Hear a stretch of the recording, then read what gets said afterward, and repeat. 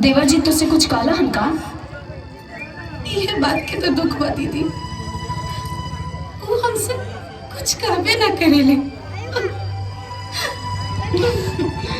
अच्छा अब समझ में आए, पागल कहीं को। देखा देवर जी नया सोच के नया जमाने के हवा आ तो उनका सामने ऐसे 5 मीटर का साड़ी लपेट के रहबो तो कैसे कुछ कही है? तो के उनका सामने अपन चलवा तो देखा वहीं के पड़ी। हाँ समझ लो, हाँ समझ लो कहा।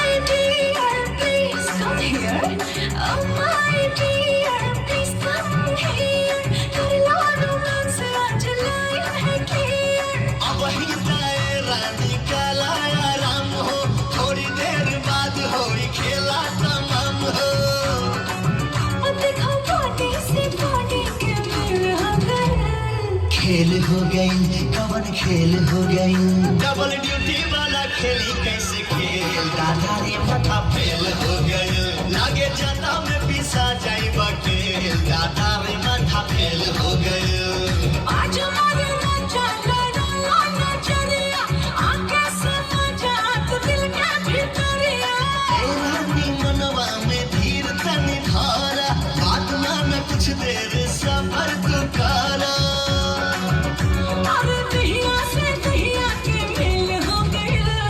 खेल हो गई, कवन खेल हो गई, डबल ड्यूटी वाला खेली कैसे खेल, दादा रे माथा फेल हो गई, लागे जाता में पिसा जाई बकेल, दादा रे माथा फेल हो गई।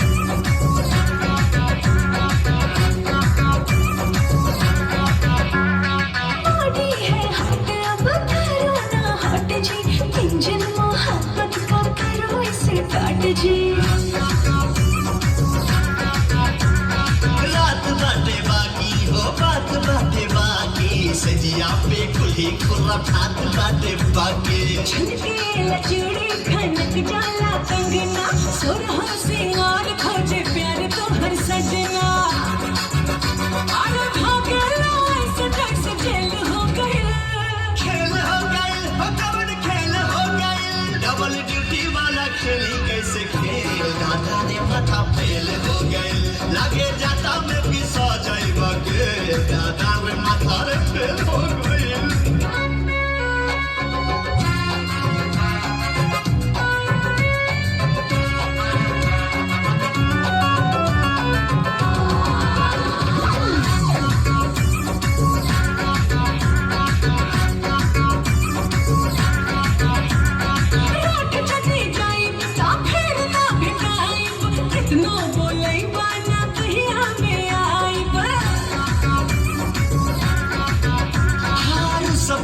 बहिया में तान ले हब तो होके, किस के करवा में बांध ले हब तो होके, ना जाने कैसा तू है हंसबैंड, बाहों में आ जाओ कर दूं ट्रेंड,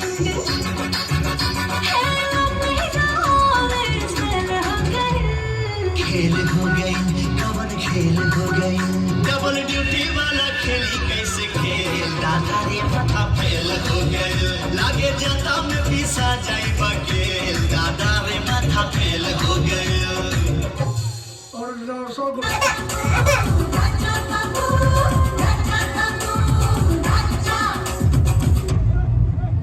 सरपंच जी, राजा जाग बिरादरी गांव समाज के मुंह पे कालिक पोत के ऐसा घिनौना काम कैले बा कि शर्म के मारे शर्मिंदा हो जाए। सबसे पहले गांव के भोली भाली लड़की कुसुम से ब्याह कैलस, ओकरे साथ जिए मरे के कसम खैलस, हर सुख दुख में ओकर साथ देवे का वादा कैलस, और ओकरे बाद ये देखी इस शहर के भोली भाली लड़की के फसौलस झूठा प्यार के झांसा देके अपना हवस के शिकार बनौलस। ई वासना का पुजारी है राजा। एक सिर्फ एक काम है, भोली भाली लेकिन के अपना प्यार के जाल में फंसा के उनका जिंदगी बर्बाद करी। अरे ई राजा इस समाज के नाम पे कलंक है। ऐसा व्यभिचारी और दुराचारी समाज खातिर घातक होने एकरा चलते सरपंच जी हमरे जैसन सीधा साधा नौजवान के भविष्य खतरे में बा। आप लोगों से विनती बा महाराज कि ये राजा के सिर्फ जाट बिरादरी से ना गांव समाज से मुंह करिया कह कहकर निकाल रहे जाओ। ये सब झूठ है, ये सब झूठ है सरपंच जी। ये हमारा बेटा के फंसावे के साजिश है। दीनदयाल जी, पंचायत के काम में दखल अंदाजी मत करी। का सही हो का गलत हो एकर फैसला पंचायत करी। डॉली, तोहार राजा से का संबंध हो? राजा मेरी बहना का पति है। तू चुप रहा। ये पंचायत हो, सवाल जकरा से कल जला जवाब भी वह देला। डॉली, जवाब द। मैं राजा की पत्नी हूँ। एकर का सबूत हो कि तू राजा के पत्नी हो? चेक लगी। ये है सबूत। सबूत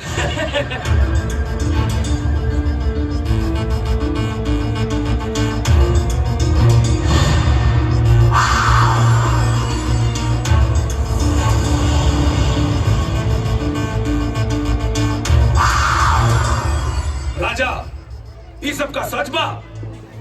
हाँ, डाली हमारी पत्नी बड़ी। तो फिर ही के बा? इनका से हमार बिया भइल बा, लेकिन हमरा मर्जी के खिलाफ भइल बा। हम इनका के कबो अपन पत्नी नहीं मनले और ना ही कबो अपना पत्नी के दर्जा दिले बानी। हम अपने पत्नी के दर्जा सिर्फ डाली के दिले बानी। कुसुम, अब तोहार का कहना हो? ये सच बात बा सरपंच जी। ये आज ले हमरा के अपन पत्नी न मन ले, लेकिन हमरा मन मंदिर में पति के रूप में यह समाइल बाड़े। यही से जो ना चीज में इनकर खुशी बा वही चीज में हमरो खुशी भी बा।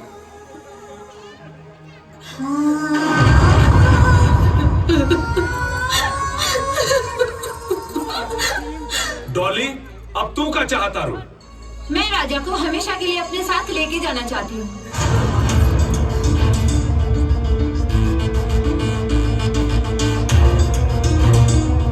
दोनों पक्षों के बात सुनला के बाद पंचायत एक फैसला पर पहुंचल बा कि दीनदयाल के छोटका बेटा राजा दूगो शादी के अपराध के लेबा। बाकी पति के छत्र छाया से वंचित रहला के स्थिति में राजा के संपूर्ण चल और अचल संपत्ति मुआवजा के तौर पर कुसुम के दिहल जाता, जौना में राजा के जीतल 7 करोड़ रुपया भी शामिल हो। चूंकि राजा व डॉली साथ साथ पति पत्नी के रूप में रहल चाहता रहे, एक खातिर राजा डॉली के सुपुर्द कइल जाता। अब डॉली राजा के लेके कहीं भी जाए ले स्वतंत्र बाड़ी।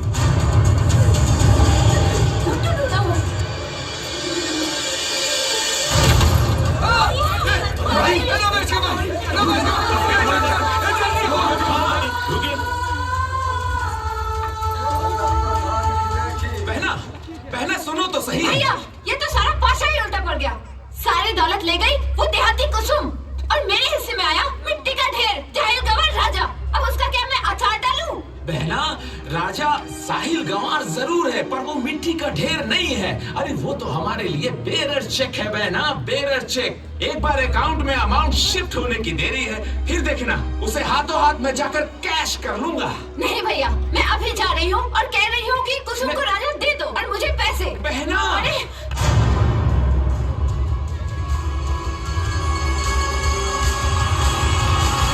कुछ तो करना पड़ेगा ना, वरना ये राजा नाम का बोझ जिंदगी भर सर पे ढोना पड़ेगा। चिंता मत करो बहना, कोई ना कोई रास्ता निकलेगा जरूर, क्योंकि लकी के लक से भी 2 कदम आगे चलता है बहना। लकी ये सब छोड़ो, पहले ये चल के देखो वो ओल्ड लेडी जिंदा है या मर गई। मर जाए तो ज्यादा अच्छा है। आओ बहना। चलो। रमेश जी बाबूजी। एने आओ, खेत पर मजदूर आवे वाला बा, जाके सारा गेहूं कटवा लिया। बाबूजी हमरा के कृषि विभाग के ऑफिस जाए के बा। रहुआ एक काम करी, घुंघरुआ के बेच दी। अरे घुंघरुआ बाजार गई बा, तो रहुआ चल जाए। अरे हमारा घुटना पे इतना दर्द हो रहा बा, अब कैसे चल जाए? तब के जाए बाबूजी? अब हम कह जाने के जाए? बाबूजी हम चल जाए का? ठीक बा, अगर तोरा जाए का मन बता तो जा सकेला। ठीक बा, चल। सुना, पूरा खेत कटवा के आई हा, एने ओने घूमे मत चल जाई हा।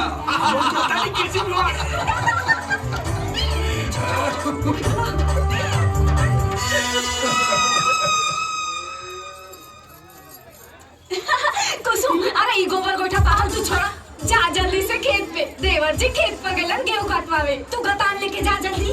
देवर जी से अकेले में मिले के ऐसे बढ़िया मौका तो क्या ना मिले। उन सारी हरवे में बिया, क्या पता खेत का हरियाली देख के देवर जी भी तो क्या हरा भरा कर दे। जा जल्दी।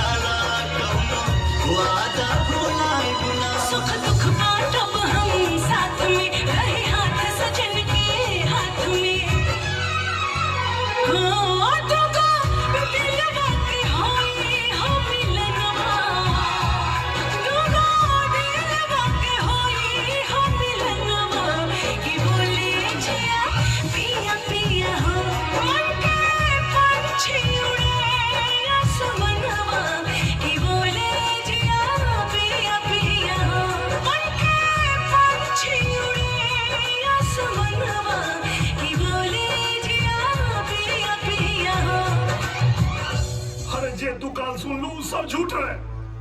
अच्छा ये बताओ, जब आज तक हम कुसुम के छुओबे न कहीं तो वो माई कैसे बन जाई?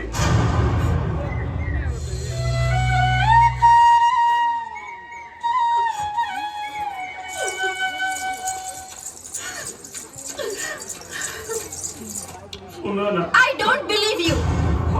तो हम सही कहा था नहीं, तोहरा के भड़कावे खातिर पूरा घर मिलके नाटक कैले बाड़े सा।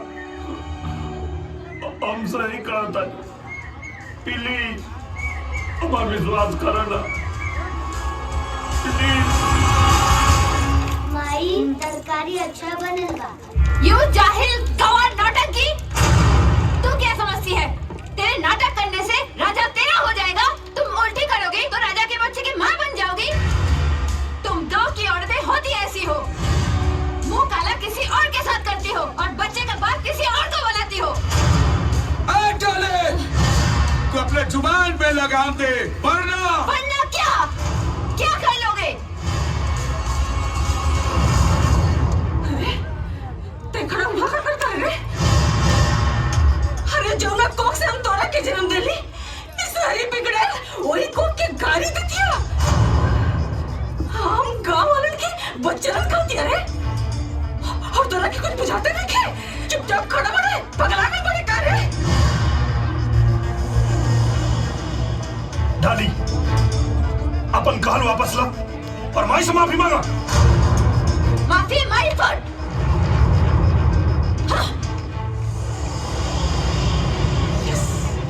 आओ दीनदयाल। दीनदयाल, अरे समधी जी, मत कहा हमरा के समधी। तू हमार समधी ना, दुश्मन बड़ा दुश्मन। तू और तोहर बेटा हमरा बेटी के जिंदगी बर्बाद कर रहा बड़ा लोग। लेकिन याद रखा, हम तू लोगन के बर्बाद कर दे, फांसी पर चढ़ा दे पूरा खानदान के। बाबूजी खबरदार, अगर एकरा आगे हमरा घर वालन के कुछ नहीं होता, हमरा परिवार के खिलाफ एगो शब्द भी कहे के आपके कोनो अधिकार ना हो। लेकिन बेटी, ये लोग तोहरा साथे विश्वासघात के लेबा, और तुम्हारी पति अपन दूसर शादी करके तोहार दुनिया उजाड़ रहल बा, और तू कहता हो कि हम चुप रहे।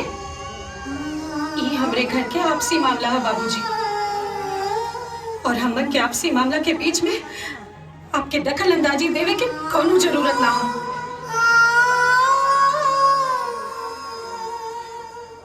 बाकी कुसुम बेटी, हम कोनो गैर ना, तो हर बाबूजी हैं। हाँ बाबूजी,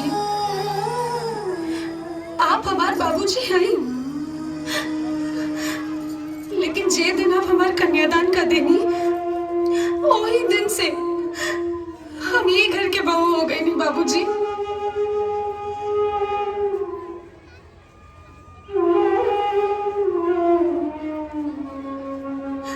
हमारे सास ससुर हमके बहू ना, अपन बेटी जैसन माने ले।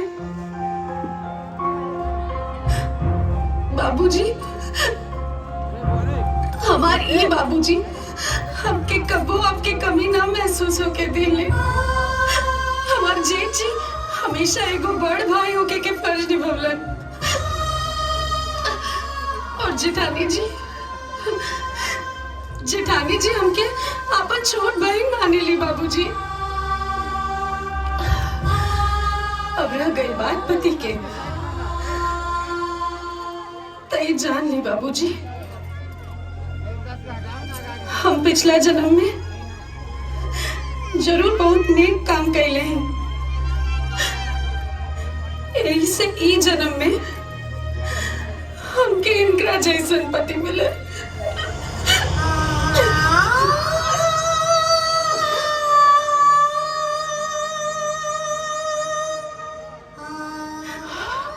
वाह बेटी वाह, तुम्हार विचार सुन के हमार मन गदगद हो गई। भगवान तोहरा जैसन बेटी हर आदमी के दे।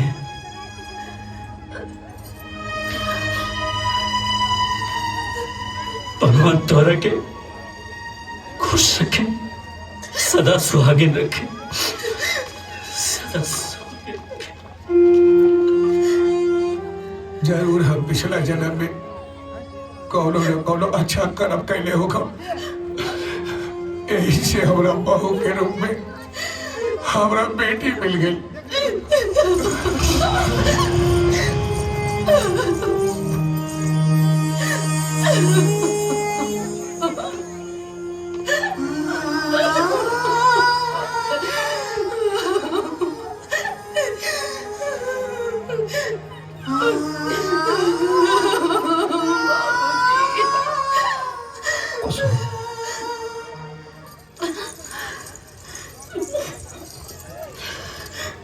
कुसुम हमरा समझ में नहीं क्या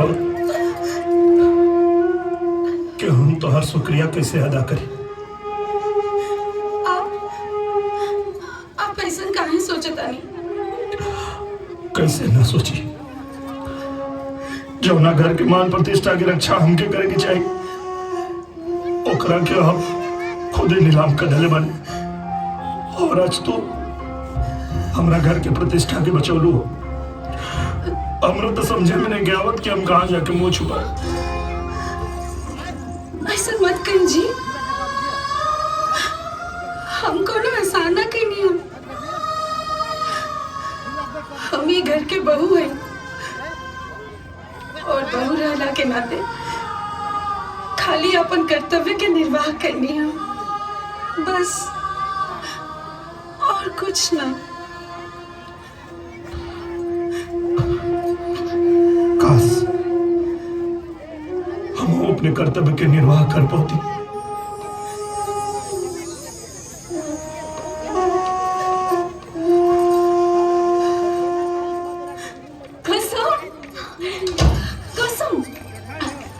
बधाई हो देवरानी जी, बधाई हो।